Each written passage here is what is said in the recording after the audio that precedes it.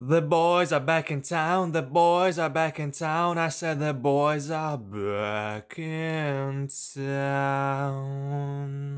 Watching tennis, to appreciate the art of it, to appreciate the spectacle of it, to appreciate the degree of difficulty of it is a noble concept, and I'm here to say to you all that the most important thing when you watch tennis is that you actually enjoy it. But ladies and gentlemen, let's be real, watching the sport is so much more fun when some of your favorites are doing well, and this week was it for me. Firstly, Matteo Berrettini is back on the tennis courts, and in his first tournament back he got to the final of a stacked Phoenix Challenger, so I'm happy for him. The greatest women's tennis player of my generation, Iga Swiatek, dominantly captured her second title in tennis paradise, so I'm happy for her. And finally, Carlos Alcaraz got back to his winning ways after playing through B invasion delays, rain delays. Basically, the establishment was out to get him, but he didn't succumb to the pressures of the outsiders. And he showed his best tennis in a long time, and this is why, and you should say it with me, I'm happy for him. And it's not like I'm a huge fan of his, but seeing him struggle the last few months was not fun, because we were basically deprived of the greatness that Carlos clearly possesses, and hopefully that rough patch was ended by the title in Indian Wells. In my previous video where I showed my appreciation towards Gael Monfils, I said that he's tennis's version of Ronaldinho, but now that I'm thinking about it, Alcaraz is the guy that is most fitting of this comparison. The swagger, the finesse, the talent, the love for the game that is showcased by their playstyle on the court, the accomplishments are there for both of them, which makes everything that Carlos does must-watch TV. And he made me do something that I haven't done before for a tennis match. I had business to attend during this match against Jannik Sinner, and most of the time when that happens I just take the L and follow the match on flash score without watching it. But this amigo made me feel like missing the match was a grave mistake, so I turned off all notice on all of my apps and stayed in the dark in regards of this match, and I watched it in the next morning, and of course it did not disappoint. The rallies, the hot shots they produced, the atmosphere around the match was great, but the thing that I like the most is that Carlos, after getting shitted on in the first set, actually made changes to his game plan. He went for more of those loop-de-loop shots that baited Sinner into making mistakes. He didn't go into ball bashing battles with Jannik, and he was more clinical on those crucial points that decided the outcome of the match. And to do that against this seemingly flawless version of Sinner was astonishing. The final against Medvedev was a pretty straightforward match, but it was needed to culminate the 2 weeks of great tennis that Carlos produced. Actually, he was that good that I legit forgot that he was injured right before the tournament, and him mentioning that in his post-final interview caught me by surprise, but regardless, he is now a 2-time Indian Wells champion. But he wasn't the only one who accomplished such feat last week, and Iga Swiatek did the same, and actually I feel like she might be a bit of a victim of her own success, because I don't have much to say about her, apart from the fact that she dominated anyone who stepped on the court with her. So congrats to Iga, and it's only a matter of time until she beats the record for the most titles in Indian Wells, which is crazy thing to say about a 22-year-old. Now we and the players can rest a bit until the Miami Masters, so until then, just take it easy, my friend.